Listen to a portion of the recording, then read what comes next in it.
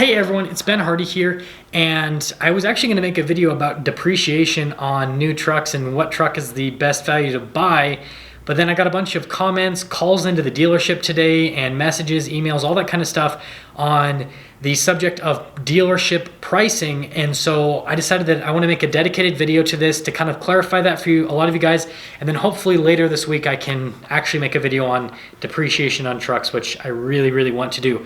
So in the first part of this video, I'm going to explain why I'm making this video, kind of some misconceptions I've seen out there. In the second part, I'm going to explain kind of how the dealership that I work at does pricing, and hopefully that'll kind of help some things out with you guys. And then finally, I'm going to go over pricing at other dealerships. And no, I'm not going to be naming any dealerships, any brands or anything like that. I don't want to do that. My goal for this video is not to make other dealerships look bad. My goal is to educate you guys on practices in the business so that it can make your purchasing process a whole lot easier, and just all that kind of stuff in general, just to make it easier. So the reason I'm making this video, other than getting a lot of suggestions to make a video like this, it's more based on the fact of, me trying to be transparent, as more and more of you guys are calling into my particular store and asking to do orders and all that kind of stuff. And I've got a lot of questions on, I've seen this pricing out there, I've seen that pricing out there. And there's a lot of things that dealerships do, and then also other people on YouTube do, to make buying as a consumer for you guys very confusing. So on the YouTube side of things, what I see that's very, confusing and a little bit, of misinformation is what I would call it, is they'll say, oh, I bought my truck for this amount of money.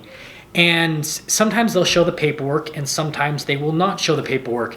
And usually it's kind of like an ego thing. People never want to admit how much they actually paid for something, typically. I've been completely transparent to you guys, by the way, about my Rebel. I would be more than happy to show you my paperwork with how much I paid for it, but most people don't want to do that. They want to make you think that they got a good deal. Nobody wants to admit that they overpaid for something.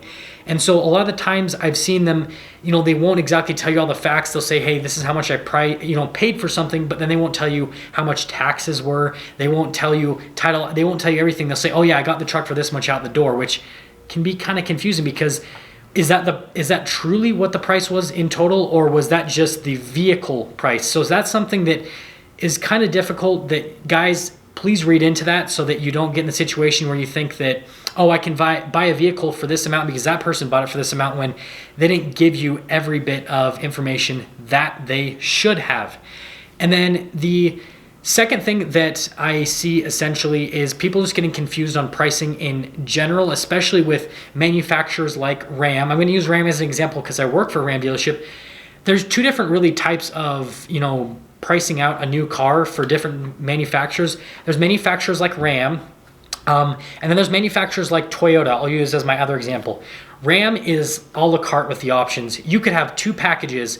You could have, a limited that is a base model limited, which is $56,000, a 4x4 limited with a 5.7 bed, $56,000 before any options are added, and you can spec one out to be $78,000. There is that much of a price swing on a truck that's the same packages. So you could have two limiteds, the same package, and they could be literally almost $20,000, well, literally over $20,000 priced differently for both 4x4 limiteds. So that's the confusing part of Ram on the pricing, and why you need to take pricing with a grain of salt from what people say they paid for a truck, because, did the person buy a $78,000 limited, or did they buy a $64,000 limited, or did they buy a $56,000 MSRP limited? The other type of manufacturer is more like Toyota, where their packages are pretty straightforward. They don't have a lot of options you can add on to it. They have a few, but most of it's like, do you want, the base package? Do you want the middle of the line package, or do you want the fully loaded package? And you can add this, or you can add one or two options. That's it. They make it pretty simple. So then when you look up, prices for things being sold, it's a lot more straightforward and a lot simpler, essentially, from those manufacturers. There's benefits and downfalls to both, right? The pricing on, a Toyota, for example, is going to be a little bit more straightforward because there's not a lot of options you get out of the packages. However, even though the pricing on Rams can be a little bit more confusing, they're so much more configurable, so you can pay for the options you want and you don't pay for the options you don't want. And so then your package is more tuned to you. So it's kind of, do you want a, run-of-the-mill, like for clothing, right? I go to the store and I just buy very generic clothing. But I've got people that I work with that go and get custom tailored clothing. Do you want to pay a little bit more to get something that fits perfectly, or do you want to get something that just kind of fits, but it's not the exact right fit, but it kind of works? That's a big differences between those. Now, how that relates back to our subject with how the dealership that I work at prices out things is what I do through this channel is I give you guys complete dead cost on a truck, absolutely no markup. And I'm completely comfortable with saying that because I have nothing to hide from all of you guys that I have been ordering trucks out for and selling trucks to you. I don't need the dealership to make money off of these deals. And the reason that is I view all of you guys as customers that the dealership would not have had without my channel. My channel is completely separate from the dealership. Yes, it benefits the dealership. Kind of think of my channel as like a hobby. I love making videos, and those videos happen to relate to the place that I work at. Think of it as like two different Bens. There's the Ben Hardy that works at a dealership, and then there's the Ben Hardy that makes YouTube videos.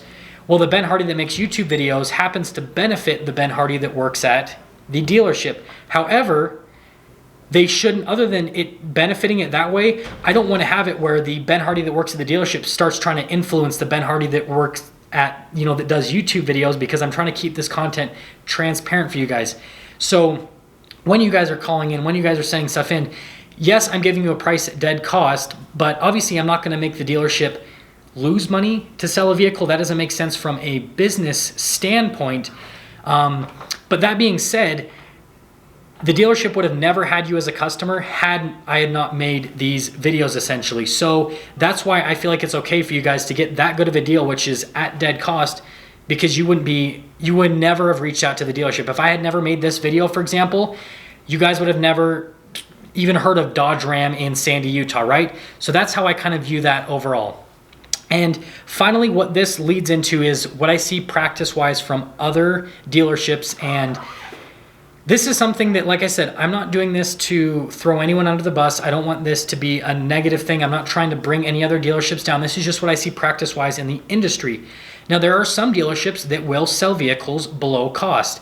And my dealership does it from time to time when we've had a vehicle on our lot for a very long time and we just need to get rid of it, right? We will lose money to get rid of it so we don't have to pay finance charges on that vehicle. That happens. That's normal for the industry. But what's kind of, what I see is I don't like is what dealerships will do is they will mark their vehicles down below cost for all of their vehicles, not because it's old age, but that's what they do as a part of their process. And you're like, well, that's great. I'm getting a better deal on the vehicle. And it's not that simple. What I've seen practice-wise is these dealerships will mark their vehicle down below cost, however much money it is, and then they'll do little things like add accessories to that vehicle. So if it's a truck, maybe they'll add side steps, maybe they'll add a bed liner, tonneau cover, floor mats, just little accessories, and they will charge you full retail for those accessories. They will put them on the truck before you've even seen that truck, right? They'll have it on their website, and it'll already have those accessories installed onto it. You have to pay for them. And the dealership's not gonna be like, no, you get these for free. They're like, we put this on, you already have to pay for them. So that's kind of how they discount the truck more, is they have profit in those accessories.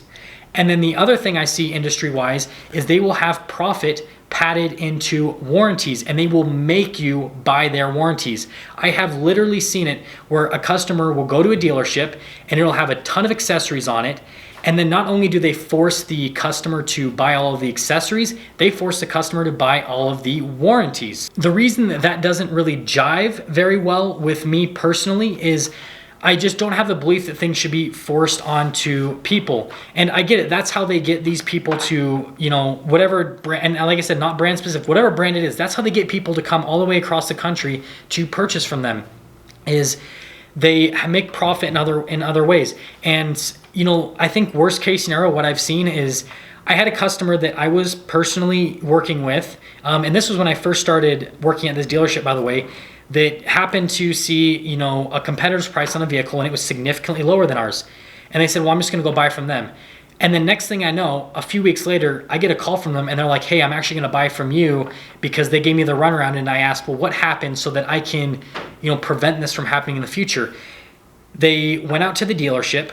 The dealership had a ton of accessories installed on the vehicle. And then the dealership had this warranty that the customer had to purchase. So they paid to fly this person out to their place, right? So they're far away from home. And then they say, okay, well, you've got to buy our $5,000 warranty package, and you've got to buy these $1,000 side steps and this $500 bed liner and these floor mats and everything. And yes, the selling price of their truck was less than our selling price, but then they had $6,000 of add-ons onto their truck that person had to purchase. And when the person said, no, I don't want any of that, I just want to buy the truck, they said, sorry, we won't sell you the truck at that price. You can pay this much now, or you can buy those packages and pay that much. And so that's why what I recommend to you guys, right, is be wary, but understand, kind of where I'm coming from with all of this, where I have absolutely, like I said, I have absolutely nothing to hide from you guys.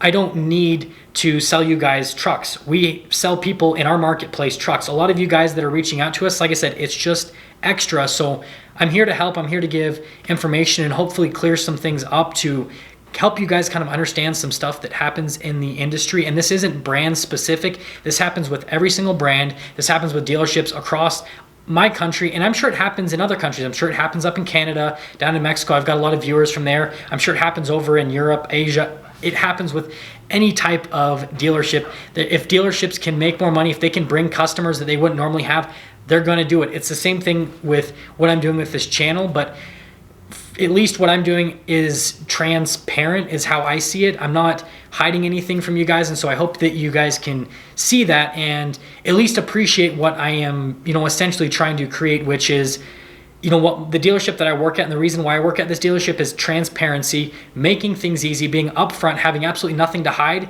so that the buying process is so much easier. And at the end of the day, you're happy with the purchase because you're not having someone that's going to be lying to you, making things difficult. It's just a smooth, easy purchase process, and that's pretty much it. And finally, what I'd like to say at the end of this video is, if I need to, just like always, if there's anything in this video that was a little bit confusing that I need to clarify, let me know. I can make a follow-up video. I'm more than happy to do that, so I can kind of answer some questions for you guys, clarify some things, make sure that everything is 100% clear, so you know just everything that I am saying, because I know I ramble a little bit and it can make things a little bit confusing. But as always, if you're stopping me for the first time, please subscribe, comment down below what you thought, and continue to reach out to me via the comments, email, all that kind of stuff with similar types of videos, what you guys want to see content-wise, and I'll be more than happy to make that for you guys, because like I said, for me, this is a hobby that I do. I love to do it. I love making videos. It is, like I said, it benefits my work, but it is unrelated to the work in the sense of it is its own separate business entity, is its own separate thing. It's my hobby, and so I'm doing this purely for you guys. Obviously, there is some financial gain in me making videos, or I wouldn't be making as many videos as I am. But at the same time, I'm going to be transparent with you guys. I hope that you guys appreciate that and know that, and I will see all of you in that next video.